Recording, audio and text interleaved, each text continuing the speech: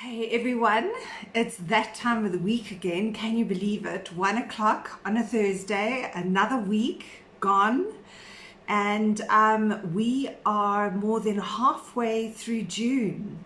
So, in one of my upcoming lives, I am going to be talking to you about what your plans are for the rest of the year. You've all had a shock to your systems in terms of how you've had to shift your businesses to operate and deal with the coronavirus and everything that it's thrown at us.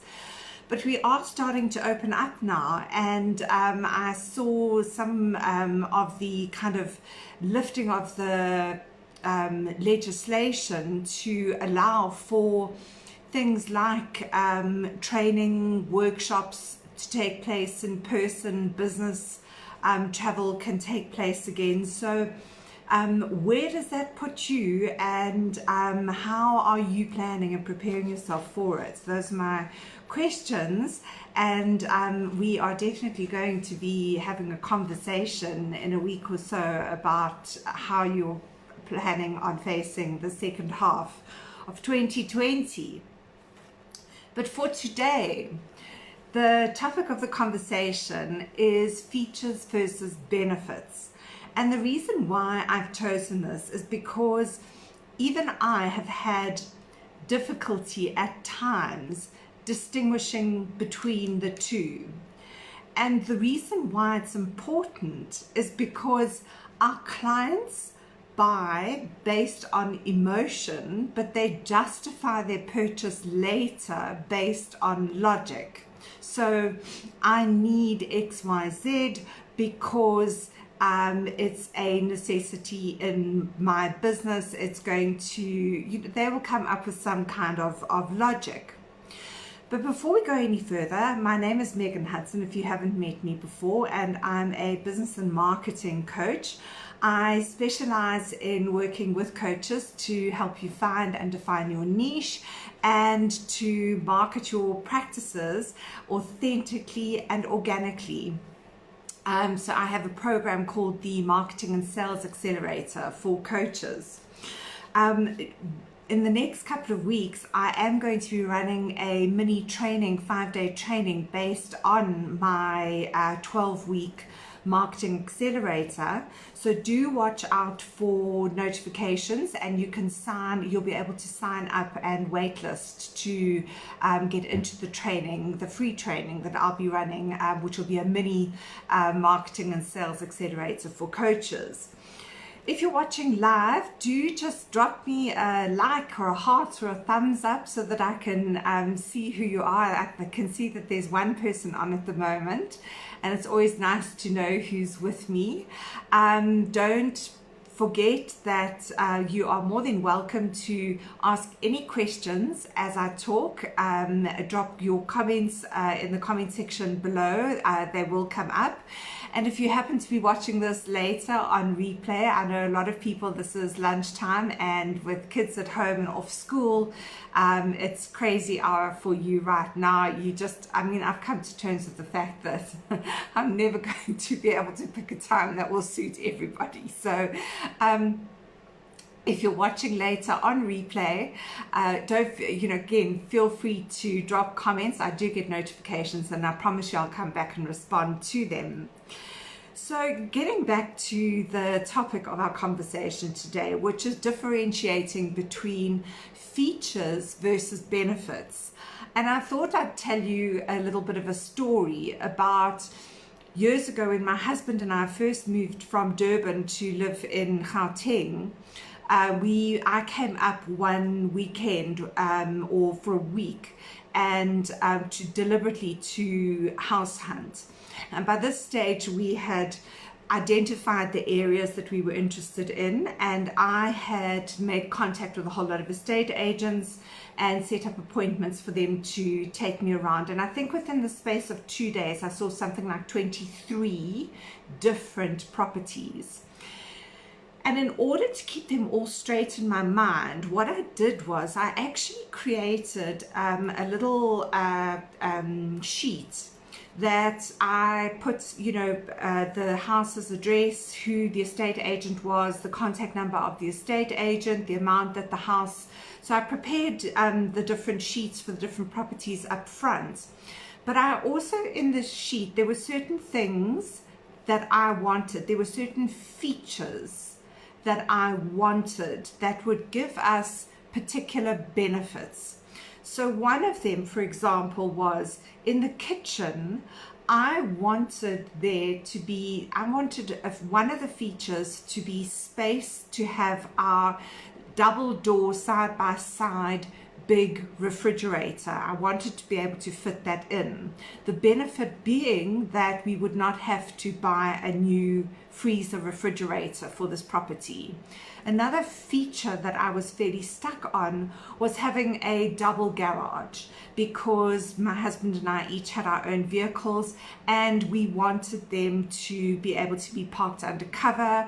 The property that we were living in Durban didn't have undercover parking, and it was just something, it was a feature that we wanted in order to kind of just protect our vehicles and, help them weather the change up to Gauteng.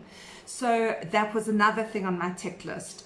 I wanted an ensuite bathroom to the main bedroom. So if that would be a feature, because the benefit would be that we wouldn't have to kind of walk down a cold passage during the night if we wanted to go to the bathroom. In our Durban house, it was one of those really, really old Durban houses. It had only one bathroom with 3 bedrooms that we all had to share. And I just want, it's nice it's a luxury to not have to share a bathroom with too many people, and also to have an ensuite bathroom and just be able to toddle off to the loo in the middle of the night without leaving your room.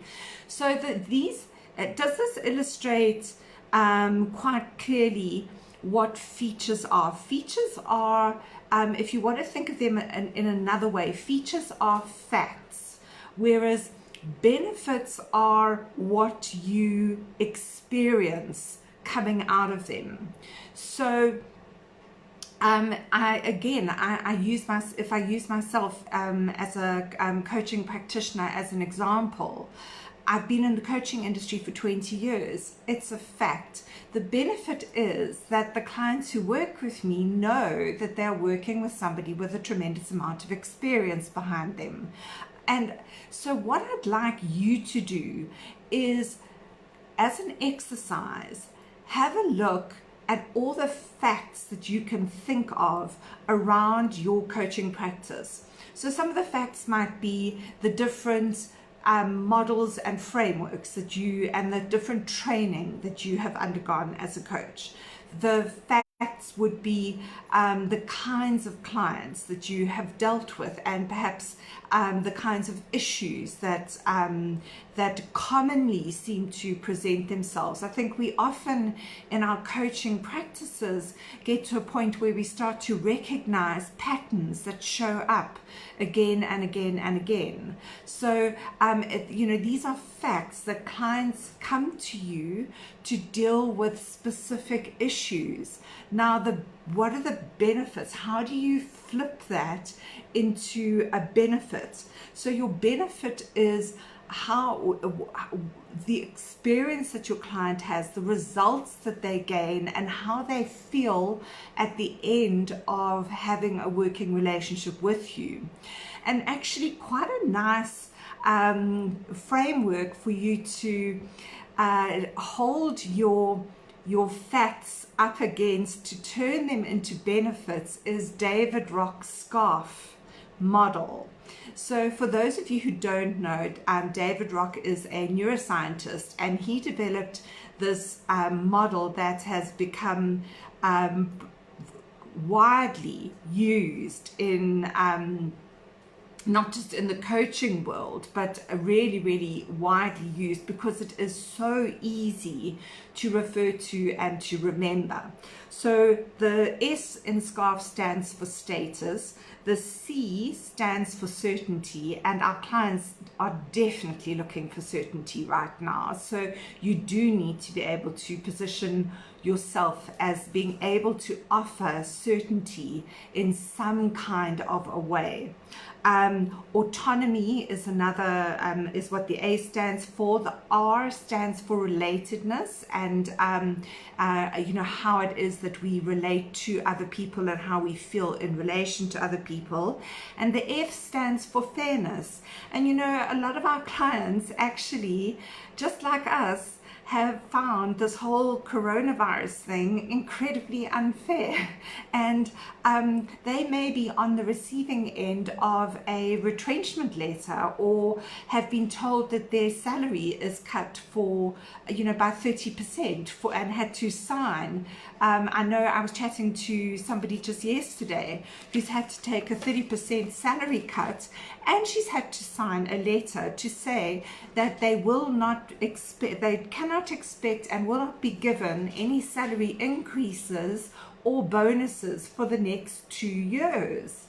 And I mean, you know, she does feel that it's a little bit unfair because the cost of living keeps on going up.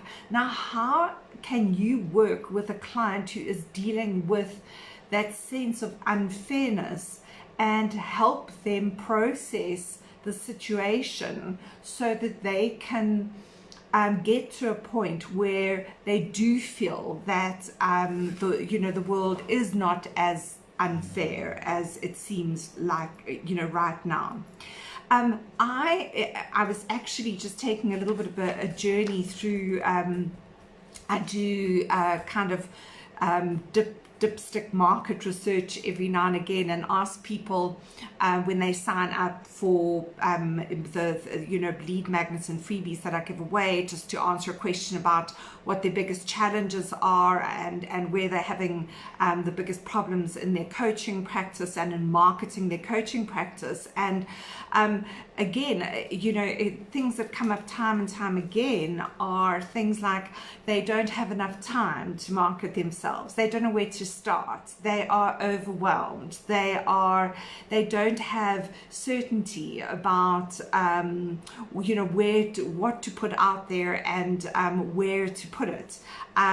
You just that people desperately want clients, are looking for clients, and they do not know how to get their message in front of the right clients.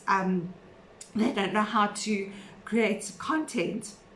So the work that I do with them is all around creating the knowledge so that they have the autonomy to know where to start, how to create content, how to continually generate content that is going to get the attention of their clients and get their message clearly front and center in front of the right people and build relationships with their clients over time. So do you see how the features are the kind of, for me, the facts of what my clients or potential clients say that they are struggling with, and the benefits are what I offer in my Marketing and Sales Accelerator course for coaches. So it's really important that you sit and do this work, find out from clients what they are struggling with, what the common themes and threads are, what the facts are that they're reporting that they are dealing with, and turn those, in terms of the way that you can work with your clients, reposition those into the benefits that working with you as a coach with the knowledge and experience that you have can offer them. So that's pretty much everything that I have to say today. I hope that it's helped to clarify things for you, and I hope that you have learned from today's broadcast.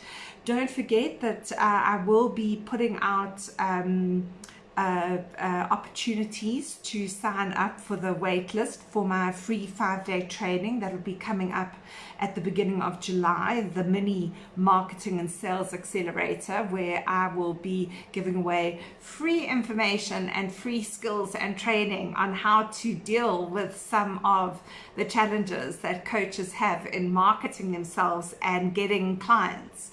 So I do hope to see you there. Thank you so much for joining me, and I look forward to connecting with you on social media. Take care. Bye.